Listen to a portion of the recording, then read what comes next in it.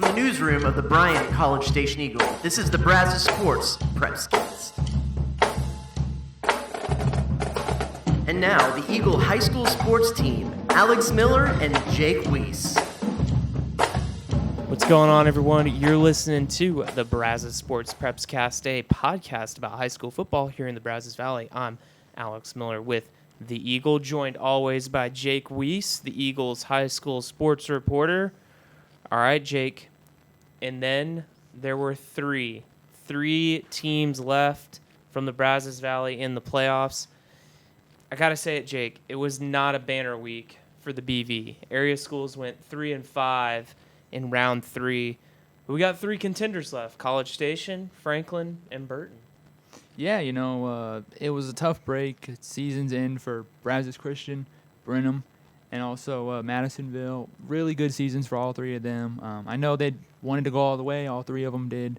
Nobody likes their season to end, but a lot they should be proud of, I think, in my opinion. I know we talked to all those coaches throughout the season, especially last week, and, a lot to be proud of, I think, for all across the board for those schools. But now, yeah, like you said, we only got 3 left. Well, all 3 of the games that we've got this week are pretty juicy matchups, I'd say. So let's get right into the action. College Station, they're taking on Smithson Valley on Saturday at 2 in Pflugerville.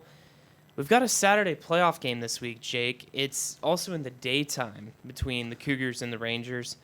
I don't know this for sure, but I got to think this is in part to kind of get used to playing on a Saturday in the day.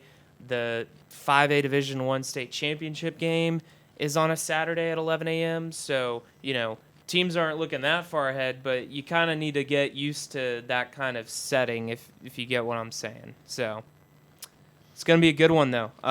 College Station, they were the preseason favorite in this region, but Smithson Valley has pretty much emerged as the team to beat in the region by the end of the regular season. And now they're going to play each other to figure out who's the best. So last week, though, all about College Station's revenge on Georgetown, 52-28 win. Jake, it seems like, one, the Cougars are starting to get over those slow starts that we kind of saw as a trend over about a period of a month. Yeah. The other thing is the College Station defense is really coming together at the right time of the year. Yeah, no, really, really impressive showing for the defense last week against Georgetown.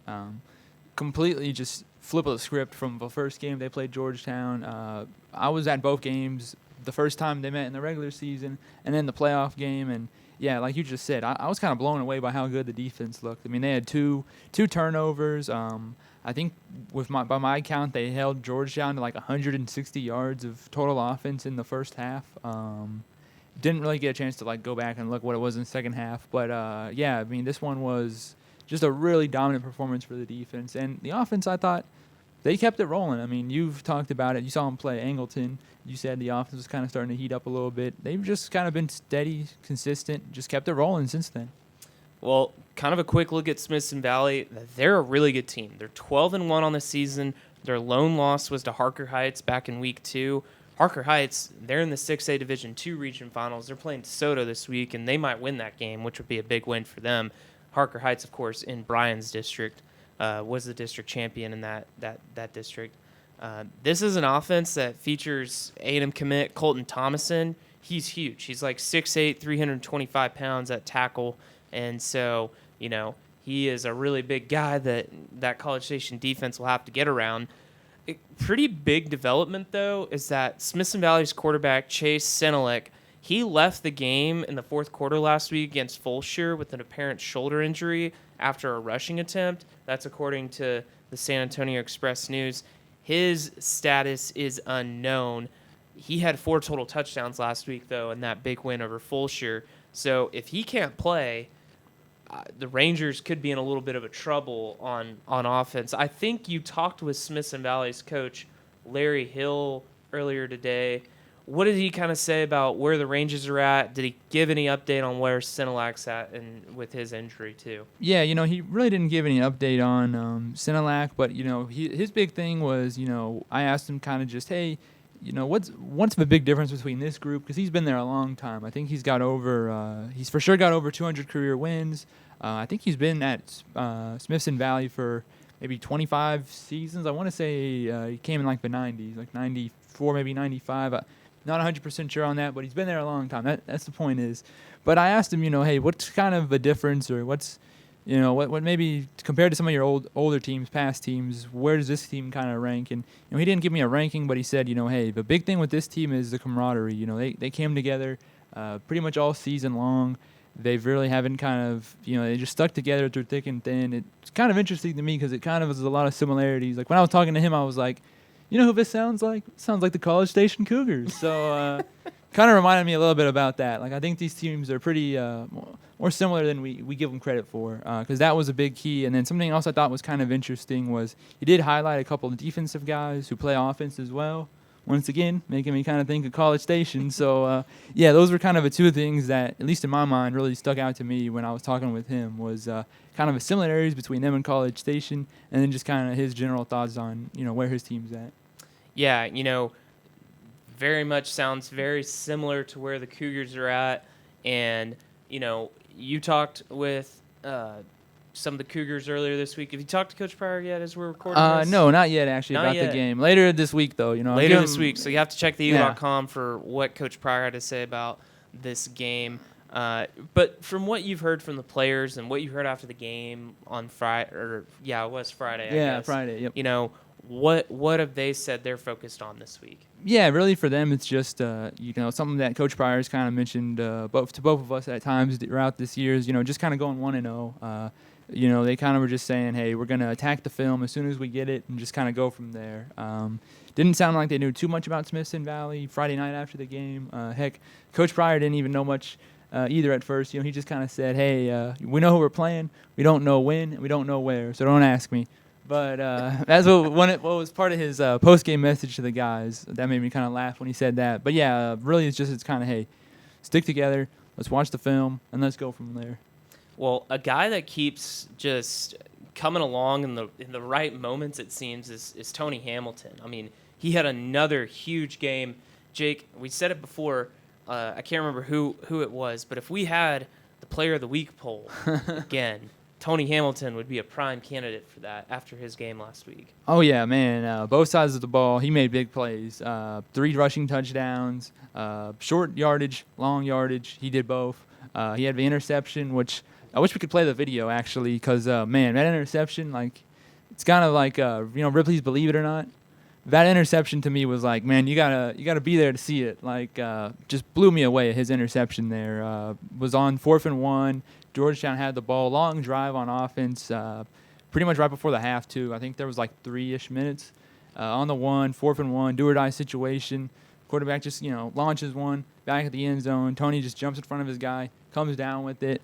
I mean, just man, what a game from him. And like you said, he's been coming along just late here in the season. Just each week it feels like we kind of mentioned Tony and this week once again. I mean, just really good performance from him. Well, the Cougars, they're going to have a big matchup on Saturday in Pflugerville. Jake will be there covering the game. Be sure to follow his updates on the purple team from College Station. All right, Jake.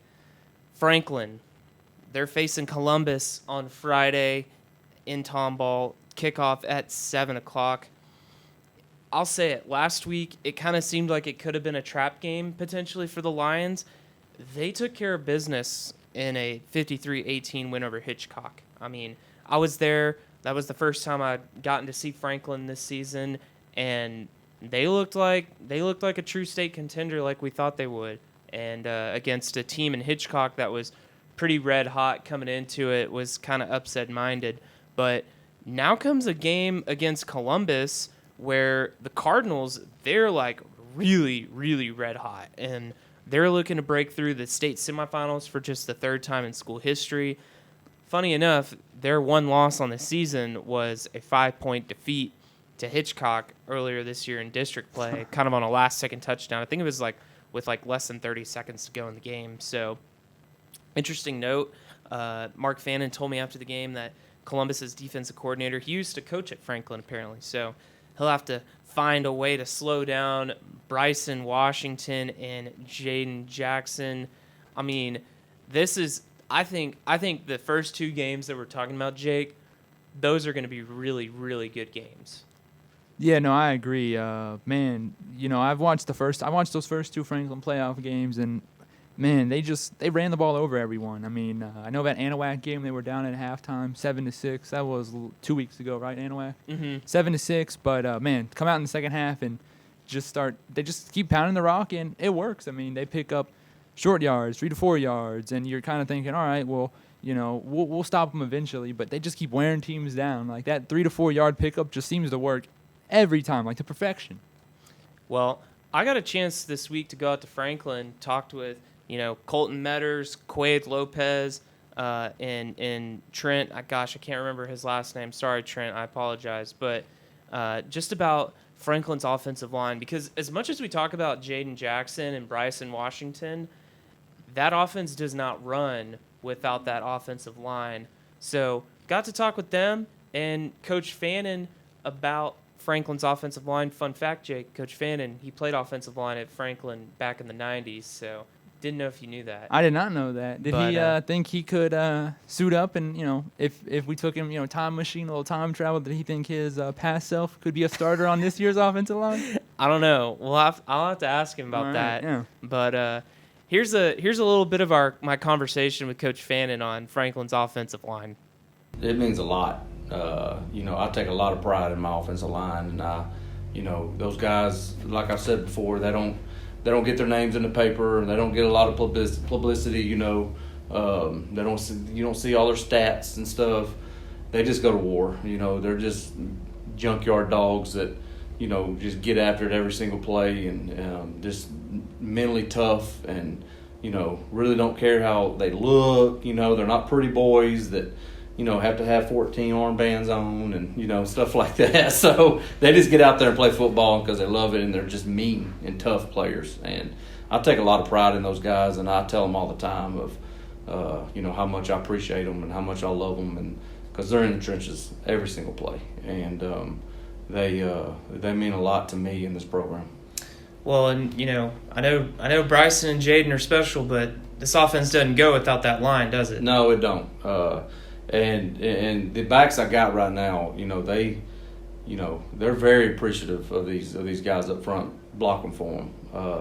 They tell them all the time, thank you, and they're encouraging to them, and it's something special to watch a back go up to a couple backs go up to the lineman and they're just excited after they score a touchdown, go up to them and praise the lineman for creating those holes. So. That they go hand in hand together, and it's pretty fun to watch. Last year you guys, no question, had an incredible offense, but lost 3 of your starters.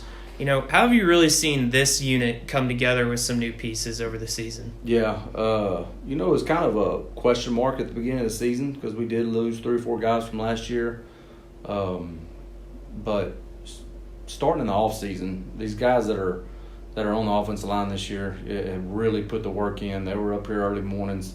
They knew it was going to be there. It was their turn, so they kind of bought in and put the extra work in and kind of, taken over that role, and they haven't skipped a beat since. And, you always worry about, them gelling and them working off each other. And at the beginning of the year, we struggled a little bit because we had a lot of new bodies up there. Some of them that played Thursday night football last year and never took a varsity rep. And that game speed from a Thursday night to a Friday night is completely different, obviously. And them just catching up every Friday night to that varsity game speed, it just made them better each and every week. So and they work hard.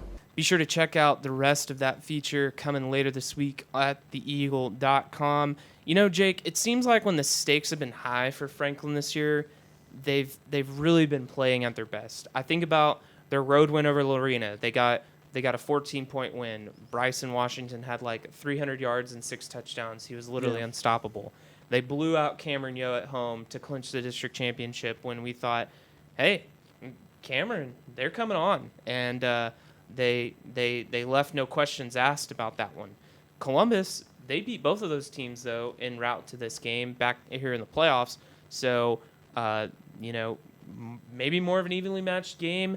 When I was out there, Coach Fannin, he was harping on his guys like, hey, y'all got to prepare for this game. This is a really good football team. They're not taking anything for granted at all this week, it seems. So, Cardinals have a strong rushing tandem themselves. They got James Hurd and Tyrone Whitehead, and they got the Schobel brothers, and sounds like they're the sons of head coach Matt Schobel. So they're making their coach and their dad happy on offense with some good play. But Jake, what's something that it looks like will be a key for the Lions this week as they're going to be playing Columbus? Yeah, we hear this from coaches a lot, so kind of take a page out of the coach's playbook here. But I think ball security, not turning it over, is going to be a big one. Columbus, if you look at Columbus, they really capitalized last week off of Cameron Yo turnovers. Can't remember just off the top of my head how many they had. I know they threw at least 3 interceptions, it sounded like. Yeah, but so tough break for the Yeomen there, but Columbus took advantage of that, and that's just something we hear about a lot is hey, you gotta limit turnovers, win the turnover battle, and that's gonna be something both of these teams are gonna want to do. But yeah, if you're Franklin, that's something you gotta watch out for because Columbus would like nothing better, I think, than to be able to add some fumble recoveries or maybe some interceptions to their highlight reel overall as a team. Well, third and final game for the Brazos Valley this week. Burton, they're battling Granger on Friday night in Bastrop, kickoff at 7 o'clock. Jake, it's time we start talking about this Burton defense because they are doing something special that no other team in the state has done, and that is they're the only team in the state to shut out their first 3 playoff opponents, which is a pretty impressive feat. The latest was last week's 7-0 win over Chilton. They allowed just 95 yards on the night, only 14 in the second half. Man. The Pirates were averaging over 41 points a game coming into that one, Jake. Yeah, no, really just impressive performance for Burton. I know, it was only 7-0 win, but man, if you look at the 2 weeks before that, I think the offense put up 46 points and then 55. So, yeah, they've been just clicking. And like you said, the defense, I'm impressed. You told me that stat earlier this week, and I kind of had to do like a double take. Like I had to kind of walked out of my living room and was like, let me get a little better cell reception because what did you just say? I think I'm going to nickname Burton's defense the Red Dead defense. So, Burton, you are now the Red Dead defense, according to me, Alex Miller from the Eagle. So, Panthers got Granger this week. Burton, they're seeking their fourth state semifinal appearance in school history, first time since 2017. This is Granger's best season since 2007 when the Lions themselves made the state semifinals. This is also a rematch of last year's regional playoff. Burton won 57-27. So, Jake, it seems like, though, that Burton, if they're going to want to keep that shutout streak going, they're going to have to find a way to slow down Granger's senior running back, DJ McClelland. I don't have the stats pulled up, but he is having himself a year. So they're gonna get a good little matchup this week. You're going to be there on Friday over in Bastrop, is that right? Yeah, I will, yep. So what are you kind of looking for from the Panthers this week? Yeah, well, defense, I want to see how they do. Offense, 7 points last week. Hey, a win's a win, but, I kind of like to see the offense, kind of see what they look like this week. I'm sure they're probably not happy with just putting up 7 points, especially coming off, last 2 weeks where they put up, 40 and 50. So, yeah, I'd like to see the offense maybe see what they can do, kind of maybe take a step forward from last week and just kind of see, I don't know. Just overall, I want to see just how they kind of put the offensive side of the ball and the defensive side together again and see what happens this week. Well, Jake, we normally don't do this on the podcast, but since there's only 3 games left, let's make some picks. Oh, boy, here we go. How about that? We've already sent them in, or you should have. Oh, I did actually. All right, Jake, let's start with College Station and Smithson Valley. Who do you have in this one? I'm going with the Cougars. It'll be a close game, though. Going with the Cougars, though. I am going with the Cougars, too. Smithson Valley is a really good team, and I think that this will be a good game, like you said, Jake.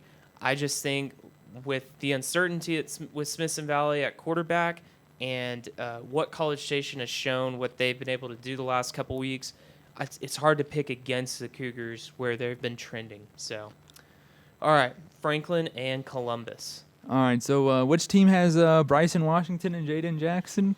That would be the Franklin Lions. Yeah, that's who I'm taking. Until Franklin proves me wrong, I'm riding with Franklin. Yeah, that's exactly what I'm doing. I certainly think Columbus is capable of an upset, but I'm definitely picking the Lions in this one. You know, here's the deal, Jake. It's kind of like picking against Alabama. Until you prove you can beat Alabama consistently, you don't pick against Alabama. And that's kind of how Franklin's playing right now. So it's hard to pick against the Lions in this one. All right, let's round it out. Burton and Granger, who you got? I'm going Burton. I just think it's weird. I was looking at the schedule for both of these teams and was kind of surprised how many common opponents they've had this year. I had to do a double take. I was like, did I miss something? Like, are they in the same district? But they're not, obviously. But it's funny because they've had, I think, maybe 4 or 5 games this season, maybe even like up to 6 games, where they just played the same team. Whether Granger played one of their district opponents and then Burton played them in non-district, or kind of vice versa, or maybe even met them in the playoffs. So just with all those common opponents in mind and playing them last year, I just kind of think Burton may have a little bit of an edge. I mean, I think both teams probably know each other pretty well because they've played so many similar teams, but gotta go with Burton. Well, I think that's going to do it for us this week, Jake. Hey, you're going to Bastrop on Friday? Yeah. You know what's in Bastrop, Jake? No. Buc-ee's. Oh, hey, there we go. So Jake better go back to Buc-ee's after his darling debut at the one in Ennis. Hey, here I'm last disappointed. week, a couple weeks ago.